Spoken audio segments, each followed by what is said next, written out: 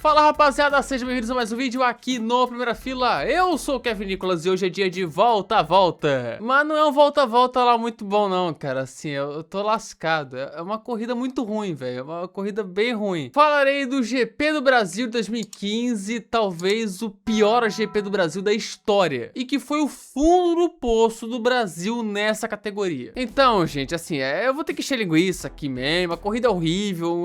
Sem mais enrolações, bora pro vídeo.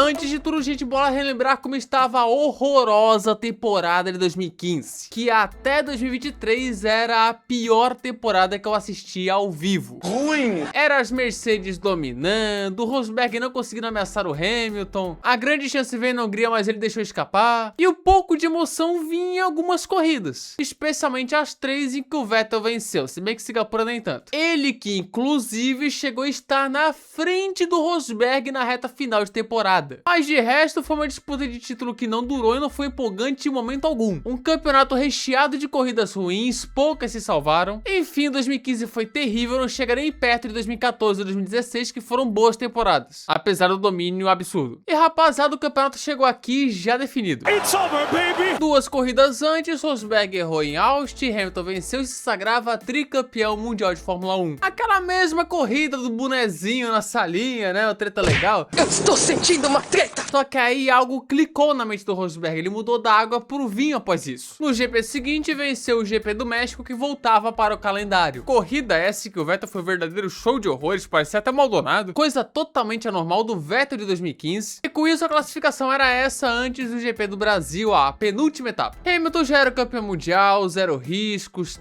porém a briga pelo vice estava em aberto, apesar de que o Vettel 21 pontos atrás era meio difícil de alcançar. De resto, tem algumas posições próximas, mas nada de muito atrativo. Clima de fim de feira 2015. Assim, iríamos para o GP do Brasil em Interlagos numa temporada horrível. E que na época a Globo já não mostrava os quali, se eu não me engano era só o Q3 de 2015. Porém, como é o GP do Brasil, passou o quali por inteiro. E o treino, gente, não foi lá muito empolgante.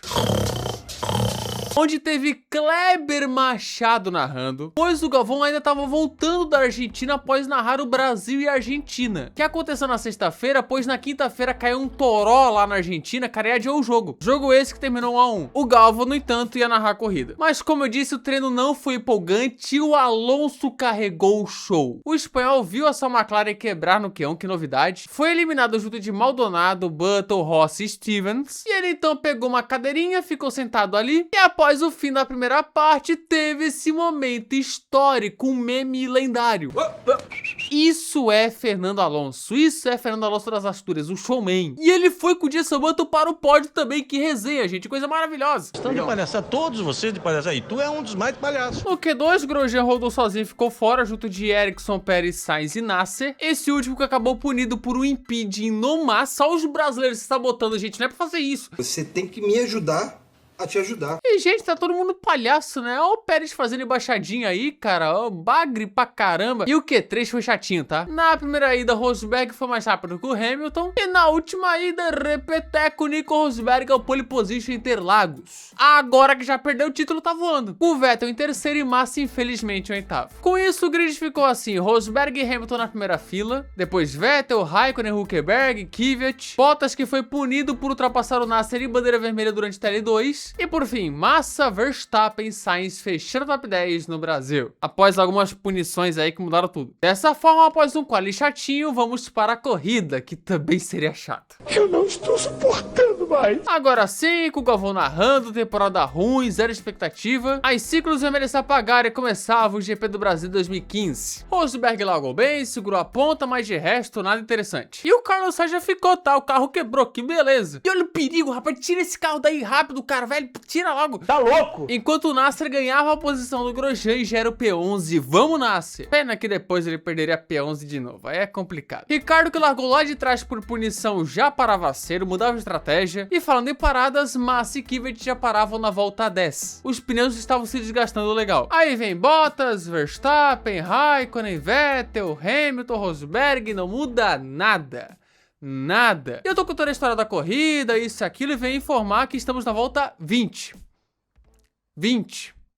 Já tamo lá, cara, aconteceu nada. Nossa, esses trouxas viram até o final, velho. No máximo tinha lá o Hülkenberg ultrapassando, o Hamilton ficando a menos de segundo do Nico Rosberg, tentando ameaçar o mínimo de tensão ali, mas nada demais, convenhamos. Ele seguia a menos de segundo por um bom tempo, assim, até tentava fazer algo, mas não conseguia ameaçar. Aí depois ele tirou o pé e ficava a mais de 2 segundos de desvantagem. Enquanto o Nasser dava um mergulhaço absurdo e ganhava P14 do Button, uou! E é nesse momento que aparece Max Verstappen com apenas 18 anos. É agora que o bicho vai pegar. Volta 32, ele por fora no S do Senna contra o Pérez faz uma senhora ultrapassagem espetacular, Max. E seria uma ultrapassagem importante no ano seguinte, quem diria? Enquanto a segunda rodada de pit se abria, vinha ali o Vettel, vinha o Rosberg, vinha o Hamilton, vinha todo mundo. E óbvio que o Maldonado não ia ficar uma corrida sem tocar em alguém, né? Agora foi o Ericsson, cara. Pera, foi o Ericsson?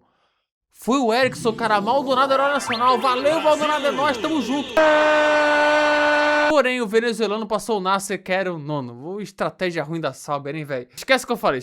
Aí, quando ele que não tinha feito a segunda parada ainda, abria para o Vettel, agora a P3. Grosjean passava Pérez e Verstappen. O Massa passava o Maldonado. Ricardo ganhava posições, uma corrida difícil dele. Eu tô falando isso daqui, velho, tá me dando sono, cara. Ô, corrida ruim. Acaba, pelo amor de Deus! Tínhamos a melhor briga da prova, Maldonado contra o Nasser de novo, onde o brasileiro segurou muito bem, tava ali na raça. Porém, na volta 57, ele passou, não teve como. Tá virando uma sina, né?